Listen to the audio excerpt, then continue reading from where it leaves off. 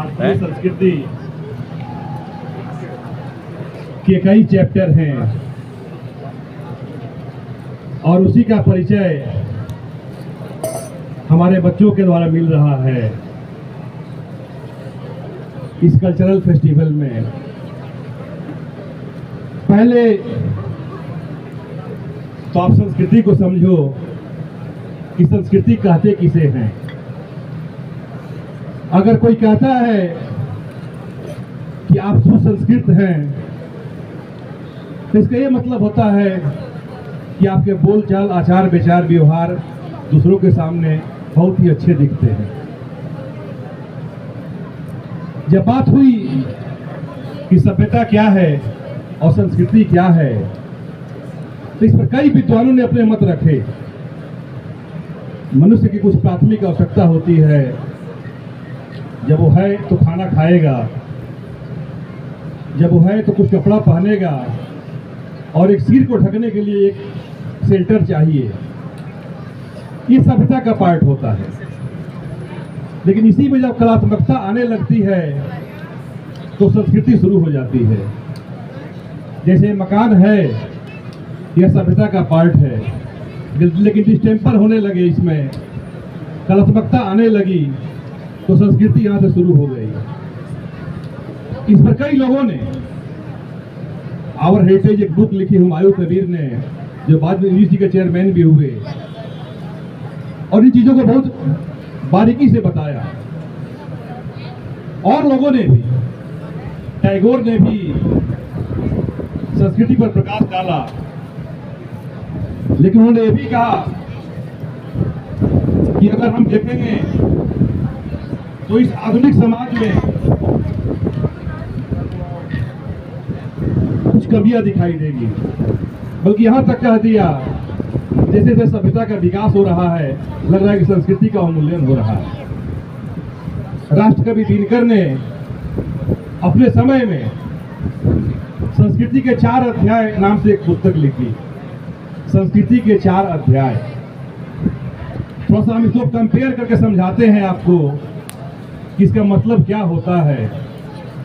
अगर आज होते तो 5 अध्याय लिखते, लेकिन उन्होंने लिखी संस्कृति के 4 अध्याय लिखी और बड़े ही अच्छे बुक लिखे उन्होंने, संस्कृति की 4 अध्याय। पहले देखो कि खान पान, तो पहला अध्याय होता है जब हमारी ऋग वैदिक संस्कृति शुरू होती है, उस समय का खाना।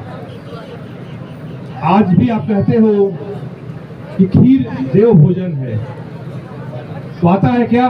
क्षीर पाक ओदनम। क्षीर मतलब दूध, ओदन मतलब चावल पकाया गया, तो क्षीर पाक ओदनम। यह खाने का ढंग। उस समय के लोगों के पहनने का ढंग देखो, वो लोग पहनते थे उत्तरीय और अधोवास। शरीर पर नीचे और ऊपर जो पहनने वाले वस्त्र थे, उस समय के ऑर्नामेंट्स की भी चर्चा आए हुए हैं। यह संस्कृति का पहला अध्याय हुआ। उस समय खेल कूद भी थे, उस समय गायन की भी जानकारी मिलती है। साम वेद हमारे गीतों के ओरिजिन का है, वेद है। आगे चल करके जब बुद्धिज्म आया, जैनिज्म आया, तो लोगों के तरीके बदले, खान पान, पहनने ओढ़ने के। उस समय के भिक्षुक चीवर पहनते हैं गेरुए रंग के। कल मैं कोसली गया हुआ था, तो किसी बिल्डिंग पर सामने देखा कि थम्मम शरणम गच्छामि, संघम शरणम गच्छामि और बुद्धम शरणम गच्छामि। लगा कि बुद्धिज्म का यहाँ भी कोई दिखाई दे रहा है। रोड पर ही लिखा हुआ था किसी बिल्डिंग पर। तो जब बुद्धिज्म आया, जैनिज्म आया, उनके तरीके आए, तो संस्कृति का दूसरा अध्याय था। हर चीज बदला। वैसे ही जब इस देश पर इस्लाम का आगमन हुआ तो हर चीज में परिवर्तन आया। आप देखोगे आज भी हमारे जो इस्लामिक कम्युनिटी को मानने वाले लोग हैं, उस कल्चर को मानने वाले लोग हैं, लुंगी पहनते हैं, अपने ढंग की टोपी लगाते हैं।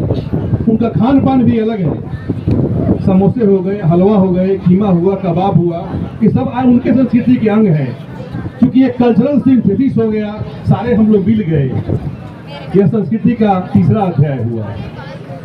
वैसे ही जब ब्रिटिशर्स आए, जब ब्रिटेन के लोग आए, तो उन्होंने पहनने में भी परिवर्तन लाया। ये पैंट, कोट, ये सब पहनना शुरू किए, टाई लगाना शुरू किए। तो पैंट पहनना, कोट पहनना, टाई लगाना, चाय पीना, कॉफी पीना, इस संस्कृति का चौथा अध्याय हुआ। इन्हीं पर राष्ट्रकवि दिनकर ने बुक लिखी, संस्कृति के 4 अध्याय। लेकिन अब तो 5वां अध्याय चल रहा है। आप कहते हो कि मम्मी भूख लगी है, मम्मी कहती है कि 2 मिनट में मैगी तैयार हो जाता है। तो खान पान के आइटम बदल गए, बोलने चालने के ढंग बदल गए, बल्कि हर ओर परिवर्तन आया। एक पोस्ट मॉडर्न एरा में जी रहे हैं। लैंग्वेज में भी चेंज आया हुआ है, हमारे मैनर्स में भी चेंज आए हुए हैं, खान पान में भी आए हुए हैं, कपड़ों में तो नवीनता के नाम पर बहुत कुछ आ गया है, उतना मैं नहीं कर सकता हूं। ये सारे परिवर्तन हैं और उसी का एक पार्ट आपके द्वारा प्रस्तुत किया गया यह कल्चरल फेस्टिवल भी है। और इसका जो जड़ है वही संस्कृति का पहला अध्याय है, जो अभी चल रहा है। आज नवमी है, कल दशहरा है। ये सारे हमारी संस्कृति के पार्ट हैं और उसी फाउंडेशन पर खड़े हुए हैं जो हमारी संस्कृति का पहला अध्याय है। आज आप लोग अच्छे से इसको मनाएं। इन्हीं शब्दों के साथ इनकी शुभकामनाएं देते हुए थैंक यू।